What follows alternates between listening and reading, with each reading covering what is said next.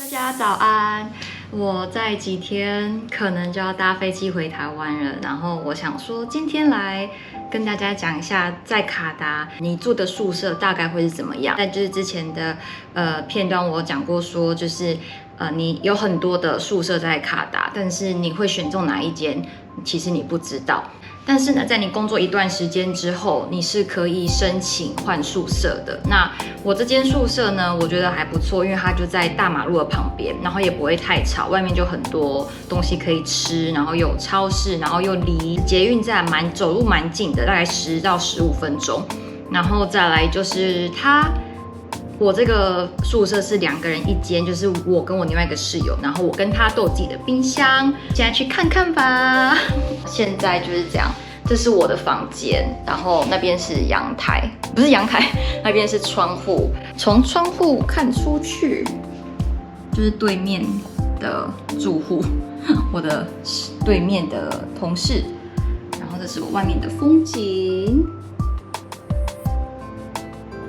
因为现在处于要打包阶段的尾声，所以东西差不多都在这边了。然后这些都是我自己买的东西，然后加上柜子也都是我自己买的。然后就是附的镜子跟附的衣柜。然后呢，我的床在这边。那当然来的时候，他会给你一个枕头，但另外这些枕头都是我自己买的，棉被我自己带的，床包也是这样子。然后这个衣柜打开就是这样，我懒得清。然后呢，另外一扇门大概就是这个样子。这些东西都是我必须要留下来的，因为我重量不够了。对，然后鞋架也是自己买的。当然，它也会附你一台冷气，然后再来就是灯当然来的时候灯是黄色的，我的灯是黄色的，我请他帮我就是变成白色的光。对，走出来我的门口，我的宿舍我是住在 B， 就是房间 B， 然后我室友是房间 A。说房间 A 的格局比较大，那就是看你的运气，你被排到 A 或 B。因为你住在房间 A 的话，我室友还有浴缸，但像我就没有。这就是我的厕所在外面，可是我室友的厕所就在他的房间里面，所以就是看你个人喜欢厕所在外面还是里面。我是比较喜欢厕所在外面啦，因为就是睡觉的地方跟就是上厕所的地方分开。对，那就是我的厕所在这边。就是镜子，然后后面是储藏室，然后呢，再来就是这一些很基本的配备，没错。我在隔壁就是厨房，厨房就是你会有洗衣机嘛，然后冷气机，因为卡达真的太热了，然后再还会提供你微波炉这样子，然后烤箱在这边跟 electric stove， 然后这是我室友的冰箱 A。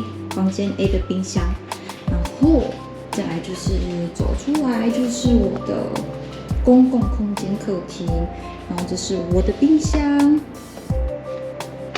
在这边，然后会有桌子、电视、台灯这些沙发，然后来的时候呢，他也会给你熨斗跟就是板子在这边。再来这个是我自己的衣架。然后在你搬到宿舍的时候，他就会给你就是2个人共用一个晒衣架。那我室友那边也有一个，是因为之前的前室友他弄坏了，然后他们就请他赔钱这样，然后所以他们又买了一个新的，所以那个是坏掉的晒衣架，然后这个是好的晒衣架。那基本上就是这样哦。对，再来就是搬到宿舍，你什么都会有，但就是网络没有，所以你要自己去申请网络。然后这就是我在这边申请的网络，它是 Vodafone 的，对。但当然也有另外一家电信公司，但我觉得 Vodafone 比较好。但它的可惜就是它没有组员的折扣，就住在我这栋宿舍的话呢，它是没有组员的折扣的。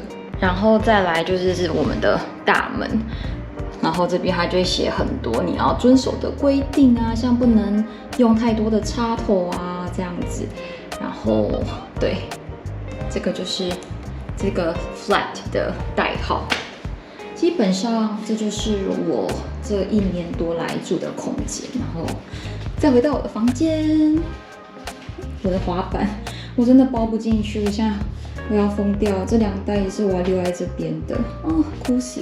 再来呢，要跟大家就是讲一件事情，就是来卡达工作的话，你要进来卡达，如果是以就是住在这边的 expatriate 来讲的话，就是境外移入工作者这样子，你必须要有一个东西就叫做 sponsorship， 就是呢，你必须在这边找到一间公司，然后这间公司就是愿意是担任你的像是 sponsor， 然后帮你申请在这边的工作文件，你才可以过来。这样就有点像是外国人想要去台湾就是教英文，因为我以前在那个补教业嘛。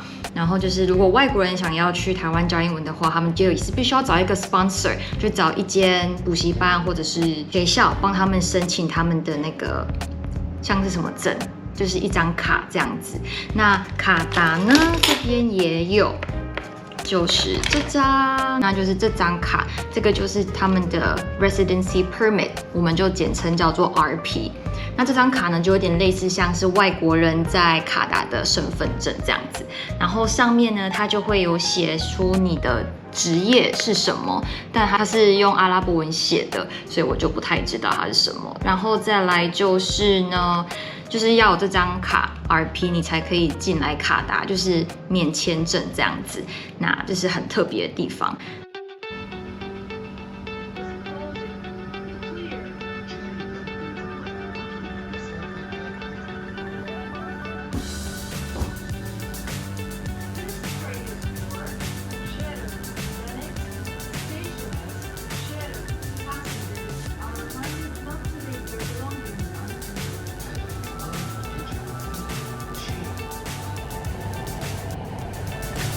So high, I'm hypnotized.